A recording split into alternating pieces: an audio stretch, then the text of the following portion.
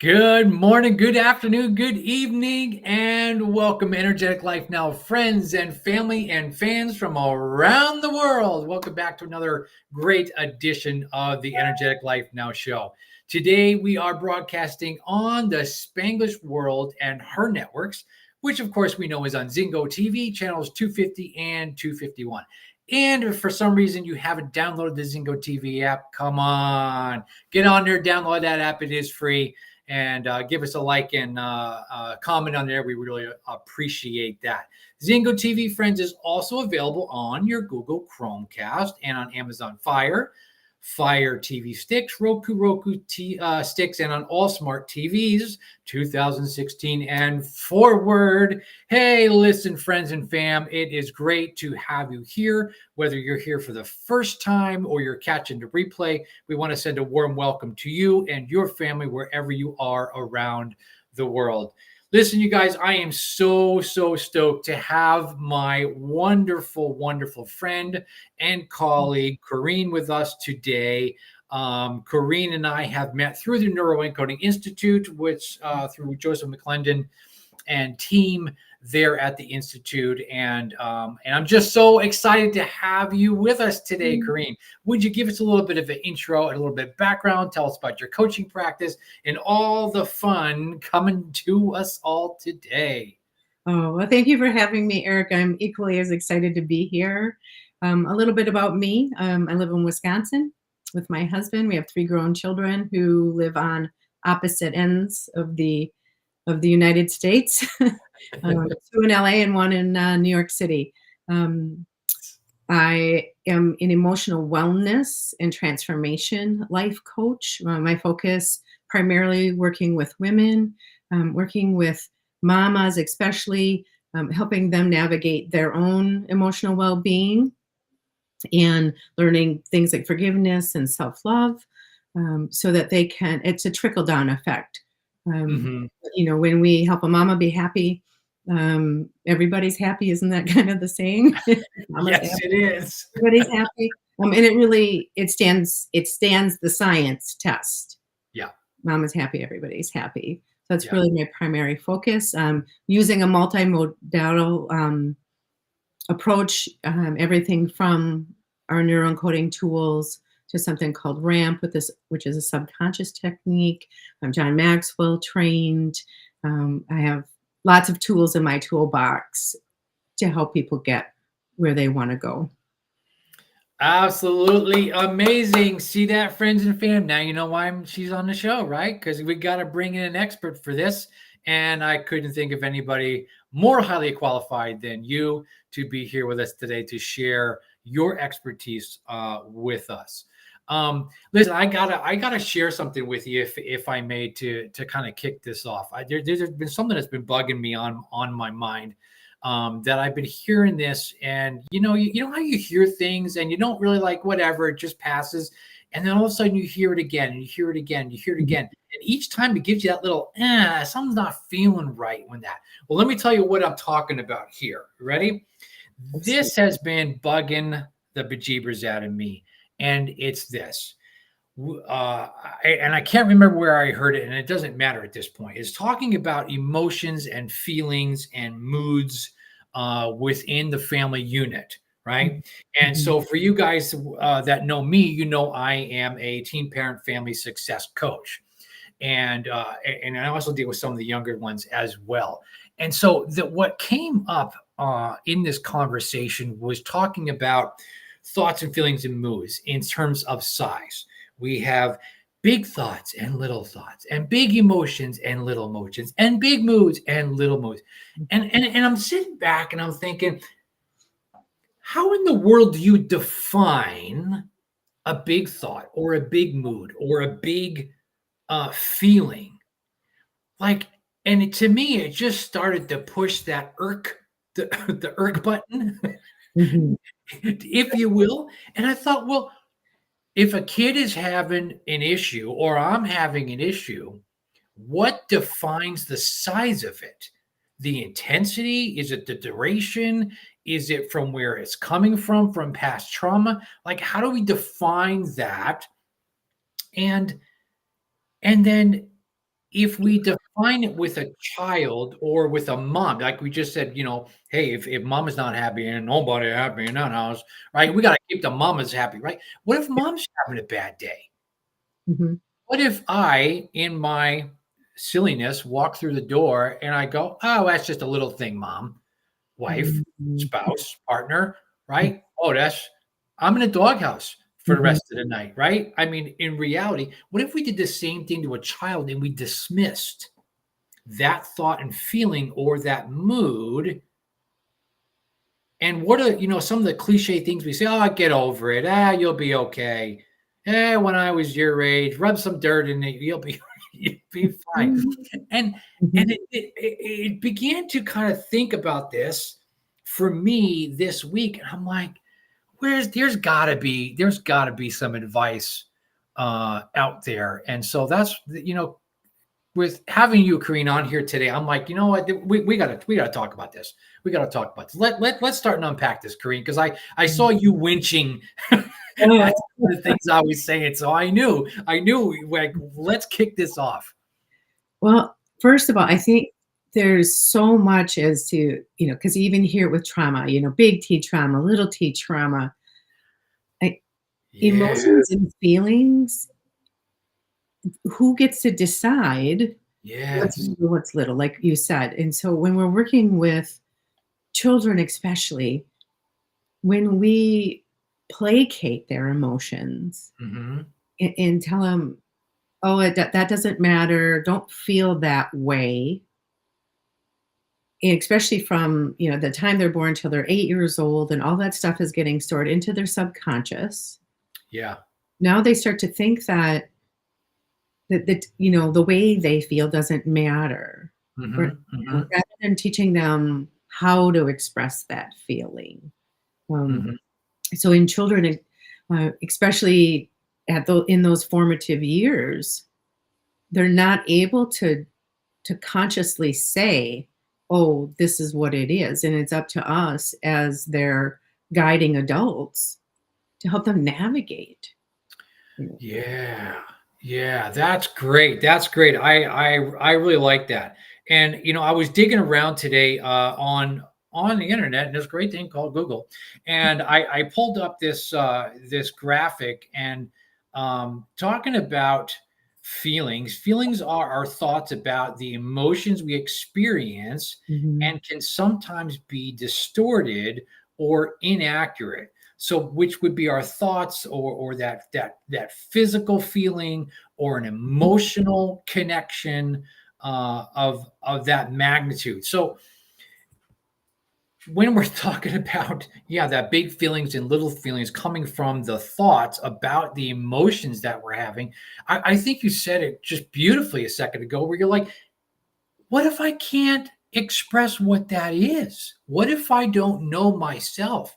What Mhm. if this thought is coming from an emotion from something that's way back in that memory, of Mhm. which all of a sudden came forward, emotions that are coming up like this, and bam, here comes this reaction or this outburst or this emotional response to something maybe that I didn't even really connect to. We see it with young people. Hmm. Um, they'll come into the school, and they could already, on a scale from 0 to 10, they could be already emotionally elevated at an 8. Something Sure. happened at home, Sure. and they come into a classroom, and one little thing sets them off, and they don't even necessarily know what's going on. Mhm. Um, when I worked for the high school, my room was an area where kids could come, whatever the feelings were that they were having, they would come in and have those feelings. And the kids knew they were entitled to their feelings. I'm not going to tell them how to feel. Sure. We're going to talk about how to handle those feelings. So we're going to talk about, processing it, in what does that look like? Does it look like punching the wall, or, Mm, tipping the desk over, or throwing something at the teacher? No, there are going to be consequences for those actions, yeah. right? getting up and leaving the room and coming to my room, that's different, right? Then that was like they knew, I'll go here. I'm gonna sit in the back room and kind of let it out. Sure. And then they knew they were gonna come out and we were gonna talk about it. And we Yeah. were gonna get to, what's beneath that? What's beneath that? Because we can recognize that there's an emotion here. Now that emotion triggered some sort of feeling, right? That emotion being that visceral thing that's happening within my body. Mm, And then it triggers a feeling, right? So we have a feeling about something, right. but we often don't really know why. Hmm. Like, oh, so okay, so here I am. I'm just angry. I'm angry at the world. Um, and when we see kids who deal with trauma in their homes, and I'm talking about emotional trauma here, so it Sure. might be repeated verbal abuse, right? Hmm. Hmm. And there is no escape. So I heard the analogy about the bear in the cave, and this made so much sense to me because in emotion, our senses take in that. Yeah. So our Hmm. senses, whether it's through touch or our eyes or taste, you know, we're looking around and our senses are taking in what is dangerous. Yeah. Hmm. So if I'm going to go step out of the cave in that prehistoric, right, all my senses are on alert in case the bear is, standing outside of the cave. Sure. Well, we don't really have to deal with the bear in the cave anymore. Hmm. But those senses, are still there. That primitive part of the brain, the amygdala, Yeah. Yeah. still has emotional responses. Hmm. I live in a home that's unsafe. The bear lives in the cave, Correct. right? The bear is always there. Yeah. And then I'm my nervous system is on hyper alert. I might physically, on the emotional level, I might always be at an 8. Hmm. I lack an awareness that I'm there. Sure. So it really takes a lot to look at um, what's coming into it. I Hmm. never learned those things. I had a bear in the cave Yeah. growing up. I never knew. I didn't sleep, right? Yeah. Emotion, so when we talk about emotions and feelings and uh, Yeah. my nervous system was always dysregulated. Hmm.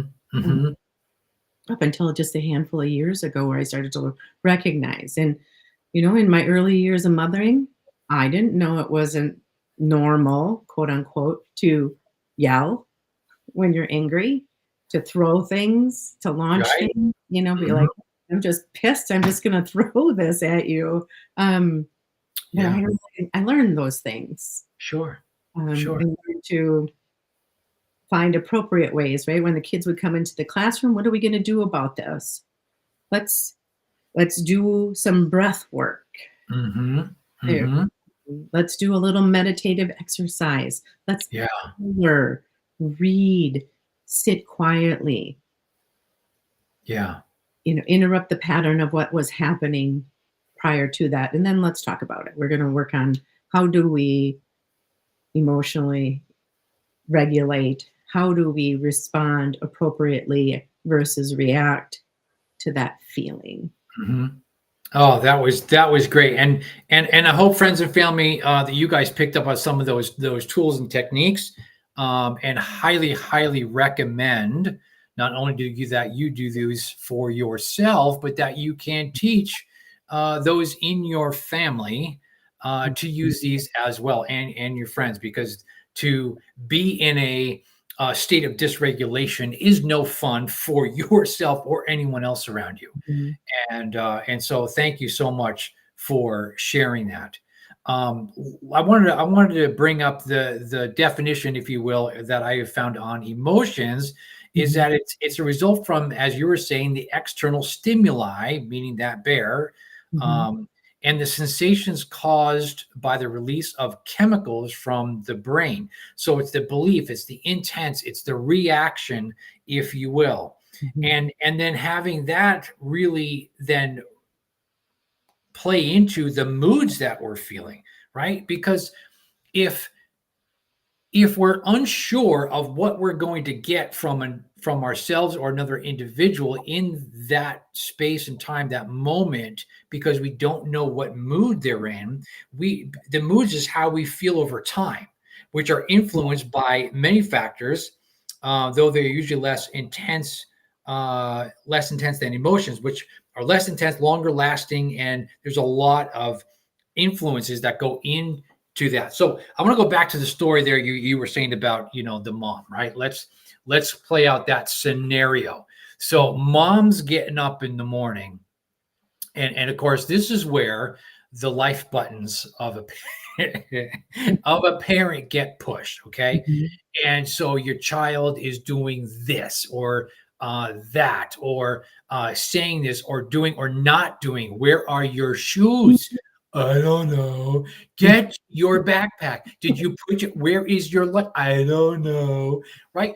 The clear the statement. Why don't kids know anything? When you ask kids, oh, I don't know. So, for the love of Pete, parents around the world, if this is you, hit us in the comments. Put a like, put a heart, do something. Do your kids say this too? Because even my kids at 24, 21, and 18, I don't know, that still comes out. And I'm like, oh, sweet Jesus, take the wheel. Take the wheel, right? And so, honestly, Mhm. so okay, so seriousness, mom's in that state now of she is getting dysregulated because things aren't working out the way she would like Mhm. in the home, right? And so now you have the stimulus of what is happening: anger, frustration, Mhm. worry, fear, doubt, all of that going into how you come up against that response. Mhm. And that response is going to usually be ignited then, right? So Absolutely. now you have that stimulus and response that hit each other. You have this ignition of emotion that happens. Now this child goes to school, and the teacher's first connection or student's first connection is a kid in a bad mood. Mhm. Right? Do we all understand, friends and family, how this is all placating together? This is all multi-layered, starting with what we think determines what we feel, determines what we do, which determines the results that we have, Mhm. right? Corinne, give us a little bit more on that, if you will. How in the thinking and the feeling, how does that really come into being in the action to results? Because you touched on it a minute ago. Right. If I have a thought that triggers a feeling of, let's say, anger, Hmm. what I might do next is explode. I might, you know, if I'm at home and it's we gotta go, we gotta go, we gotta go, right? And and then all of a sudden I'm yelling at my kids Yeah, yeah. that it's time to go, and now they're upset. So now what do I have? I might have little people on the floor crying because Hmm. they're like, mom yelling at me, and that's the result I get is now I am late Yeah, because the child's on the floor crying. If I would pause, right, interrupt that pattern, right, break that cycle of, hmm, I can feel it happening to me. I can feel that I'm getting angry. Just take a deep breath, right? yeah, Stand. I do this a lot. I put my hand on my heart and I just take a deep breath. Inhale, exhale, and just taking that pause starts to bring the heart rate down, bring the blood pressure down. And now I'm thinking more clearly yeah. because before I'm on override. Like Hmm. somebody else is driving the car instead of me. Oh, mm, Now that I'm back in the seat, it's like, okay, get it together because as the adult in the house, I'm modeling. always. Mhm. So if I'm losing it, it makes sense that the kids are going to go to school and this is how they're going to react Right. when they start to feel angry or whatever that emotion is. What what we model at home, that's what we're going to get for results in Mm. the raising of our children. And um, I saw it. I can remember, Eric. I remember the moment it came back at me Yeah. in the awareness of holy crap. Yeah. That's a Mhm. mini me is what that is. And Mhm. um, you can think to yourself, well, they should know better. They shouldn't be doing that. You know, or you can take responsibility for it. Yeah. Yeah. Um, I've had to do that over the years and apologize to my kids for some of my poor behavior, and they get to see that, right? You Right. taking responsibility for your actions that got me the results and how it ended up. So Yeah. Yeah. Yeah. I love our friend Cindy Gould says, take the wheel and find the shoes, please. yes, just do it.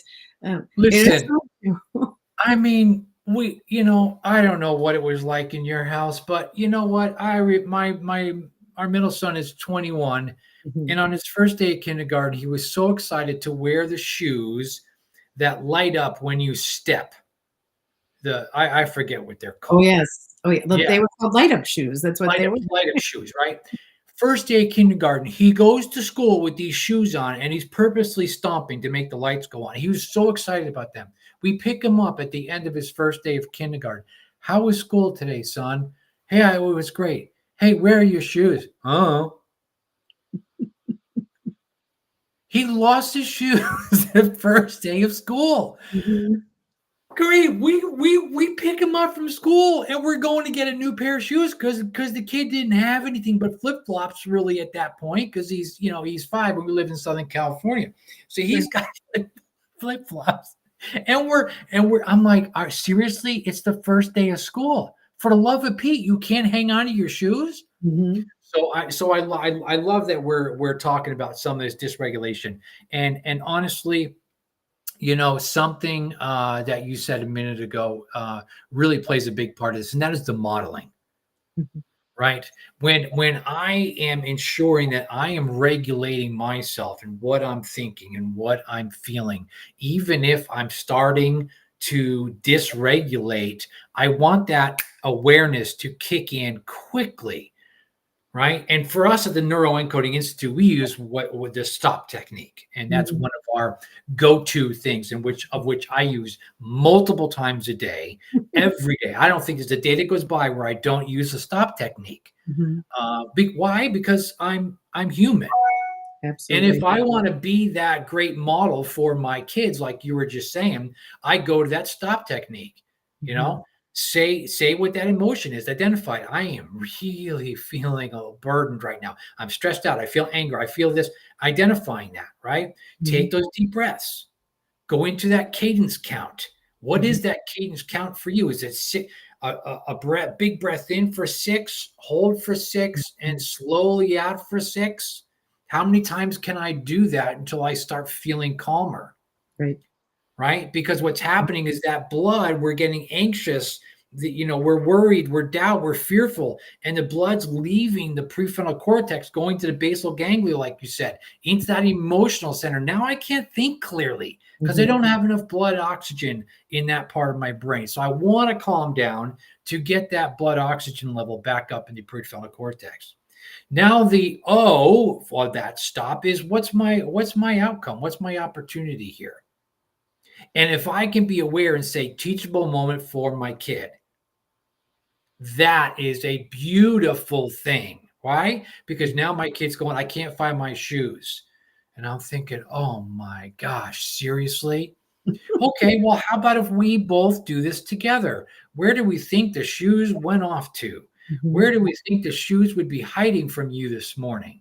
right? And turn it into a game. And then my son would laugh and he'd go, well, I think my shoes are hiding under the bed. Oh, no way. That's such a great hiding spot. And then we went to the bed and we looked under, there's his shoes. But what? 30 seconds ago, where's your shoes? I don't know. Right? So now we've learned to stay in calm, to think clearly, to try to remember, and as you said, that pattern interrupt. To be calm and think about where that is. I can't do that if I'm in fight or flight. Right. So I want to stay in that place of calm and pattern interrupt. Think about maybe where it could be, not the fact that I'm about to lose my marbles right now. And then the P, we love this because that's the praise.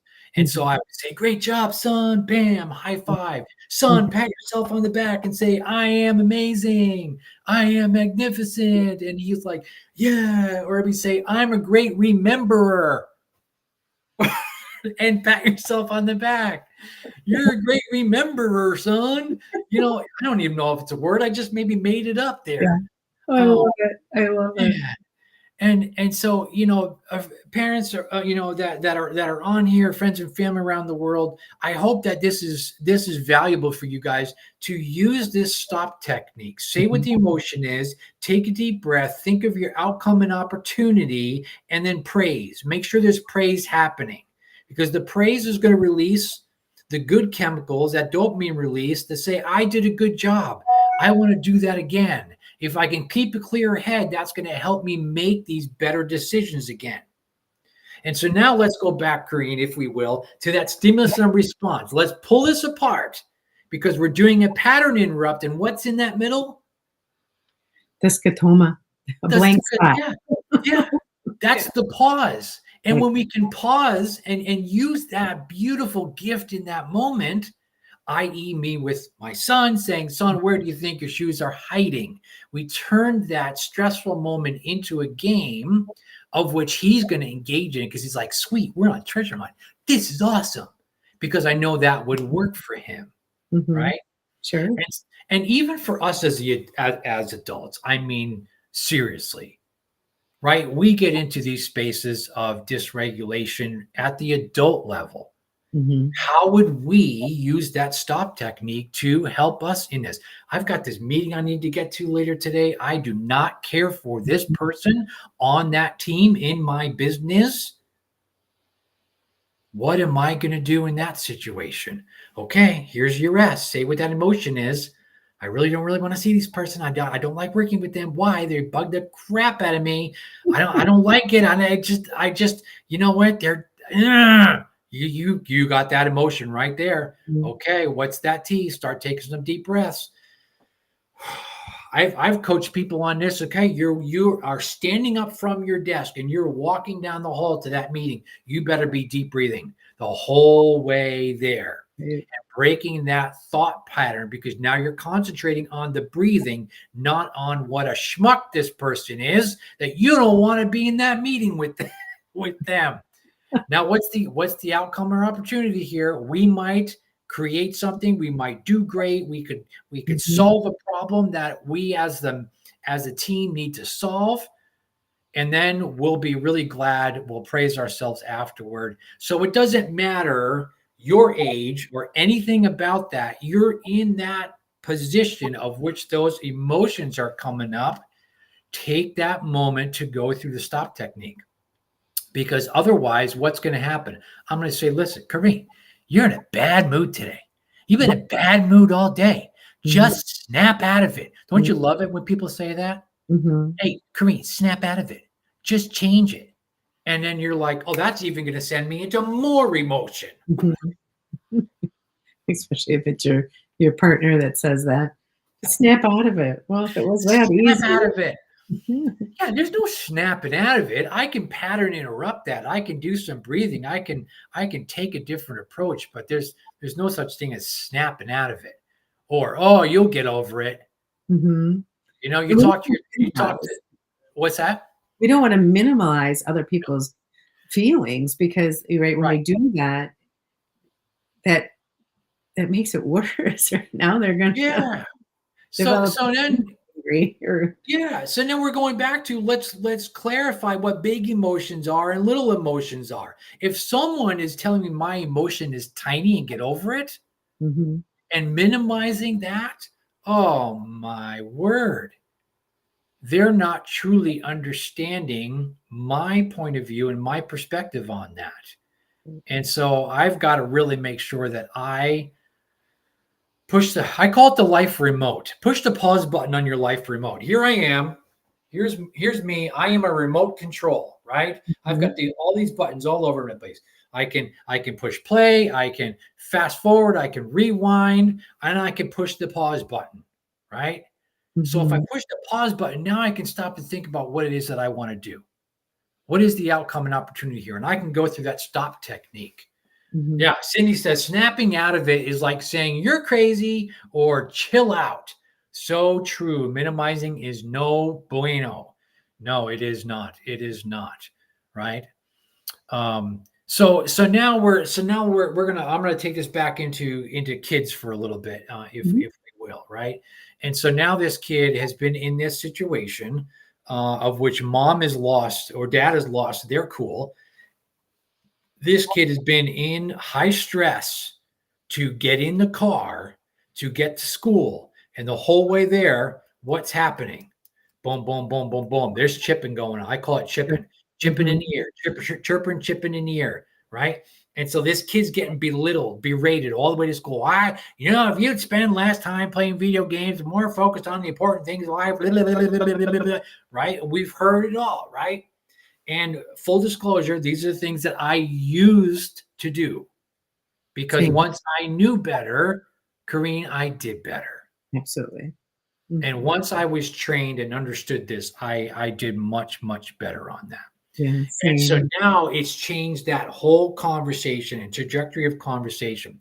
Now this kid goes to school, they walk in, their friend says or does something, and boom, bam, something's going on. Mhm. There's a reaction of some sort in the classroom Right. to start the day. Now the teacher's going, seriously, this is how I'm going to start my day, dealing with an incident report that I've got to now write to send this kid to referral to the office. And now I gotta call the mom. I gotta call the other mom that the kid hit, and blah blah blah. And we got this whole big thing to start the day.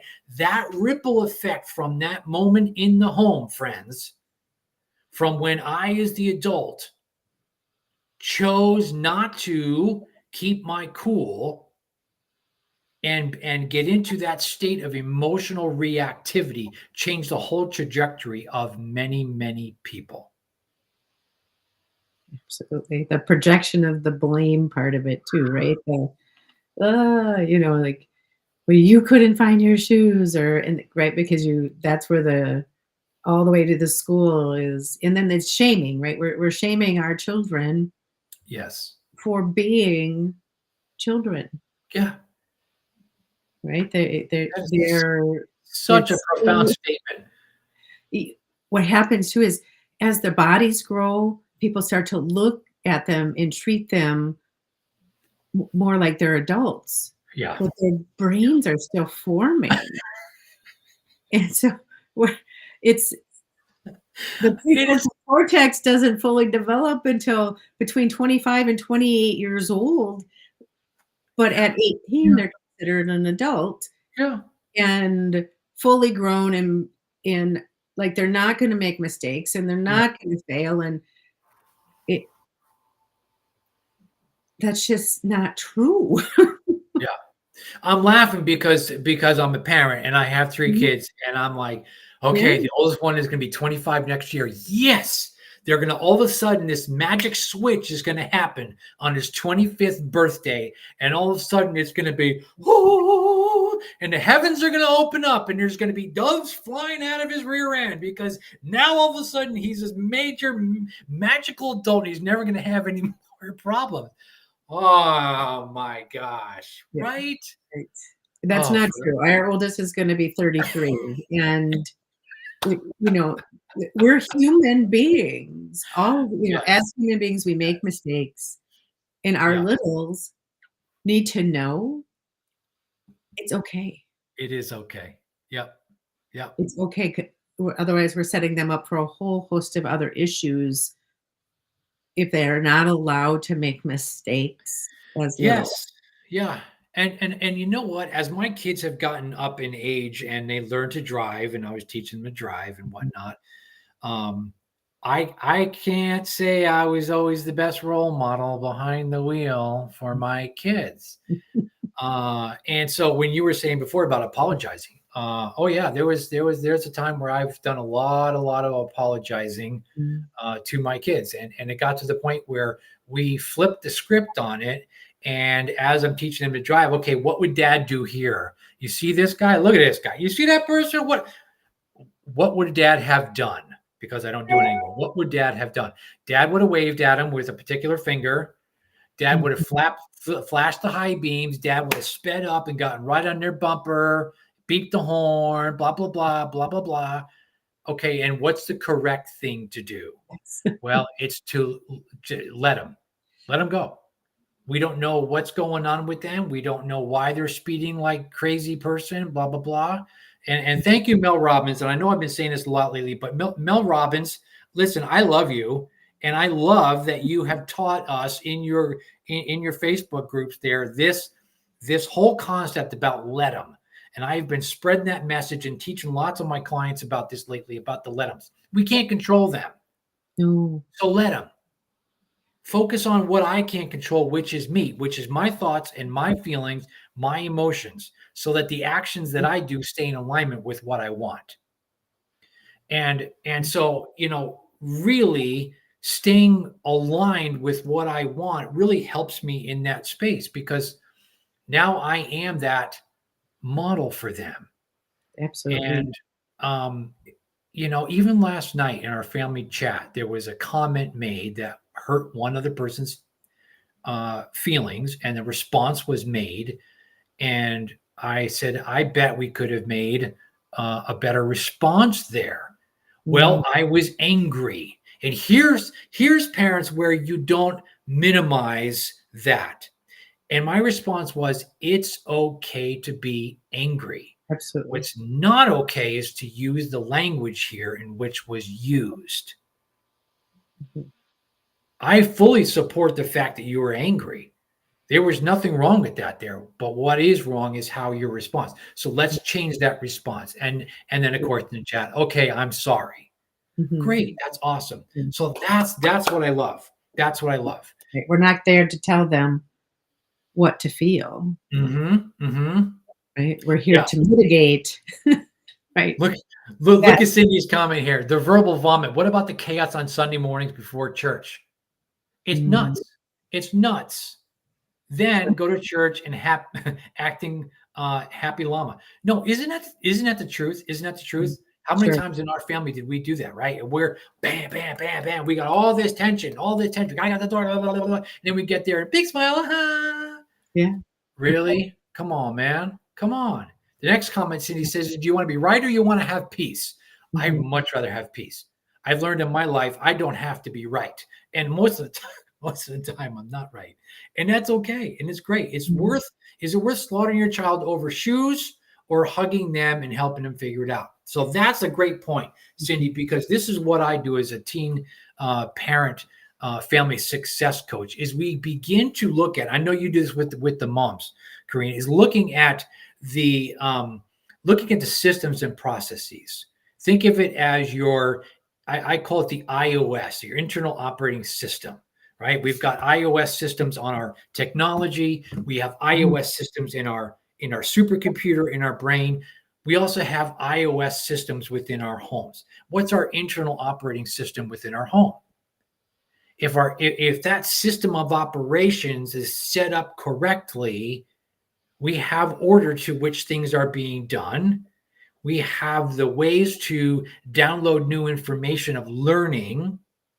We have ways to commit things to memory along the way. So then when my son loses his shoes and begins to rewire his brain to think of it as a game, I'm going to find my shoes, treasure hunt, right? Now it becomes that game. Mhm. And so I yell up the stairs, hey, are you ready? Can't find my shoes. What am I yelling? Treasure hunt. And then he's off on a treasure hunt. And that becomes the game for him. Mm. That internal operating system is switching all the technology of what was and upgrading it to what it is and what it should be for our home and family.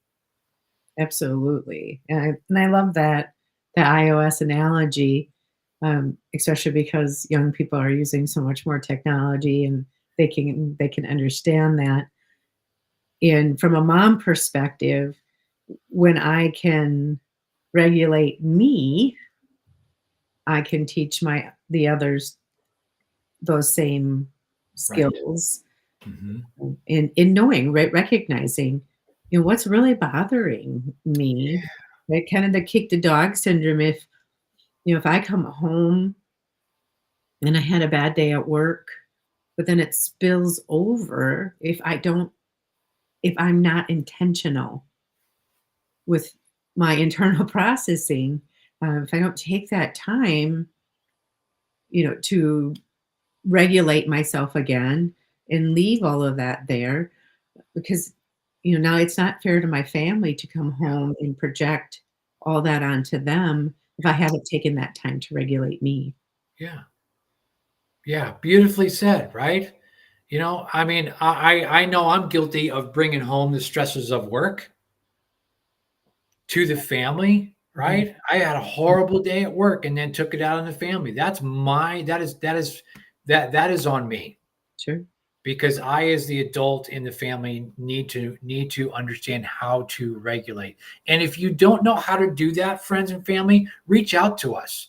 We would be more than happy to help walk you through and give you these tools and techniques that you can break those patterns of behavior and turn them around to where you are now getting the results that you want in your house based on what you're thinking and feeling. So you're walking in the door, not dragging that baggage, but you're walking in ready to give your love to your family that you haven't seen all day and be supportive and be connective and be present for them so that you are getting the results that you want, which is to have that wonderful, loving family environment.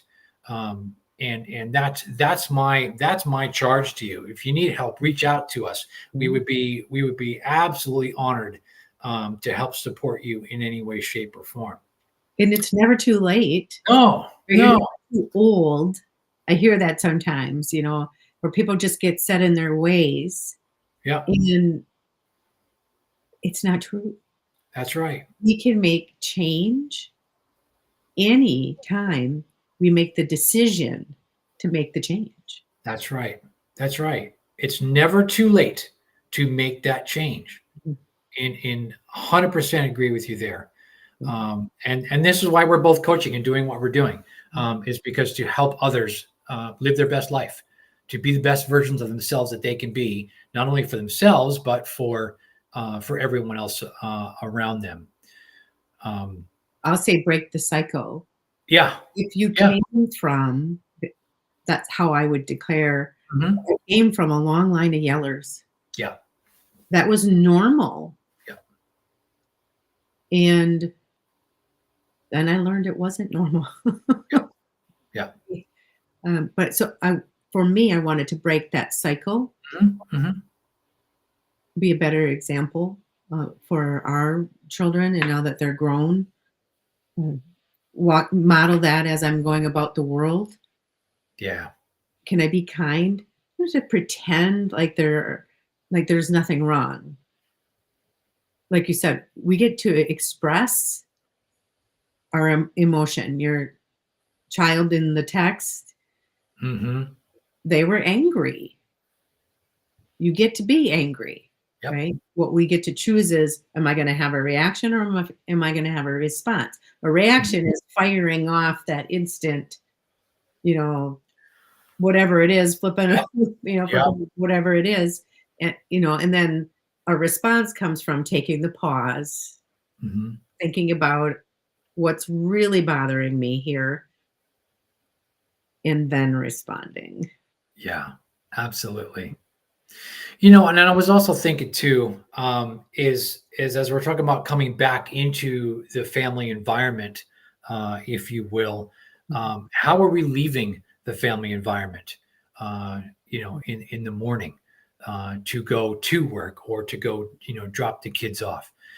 And so I think as we're thinking about coming and going in situations of life, to really understand where we are in those situations, what are the things that in our awareness radar, if you will, that might be those triggers, to think about them ahead of time, to understand about what it would mean to go into that meeting with that person I don't care for.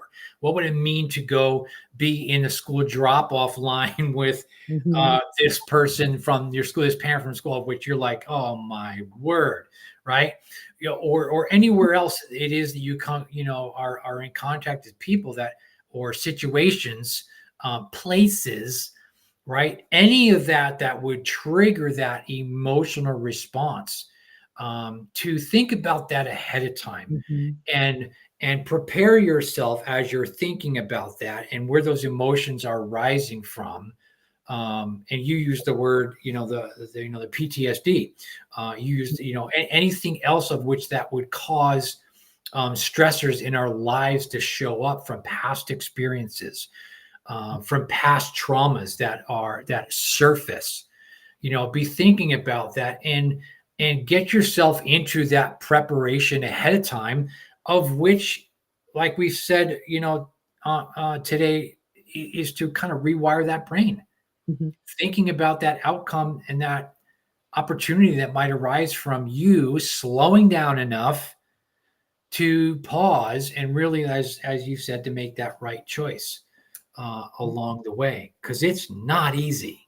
Right. And if you, let's say you do make a mistake, let's say it doesn't go how you planned, take a look at that. How did you want it to go? Yeah.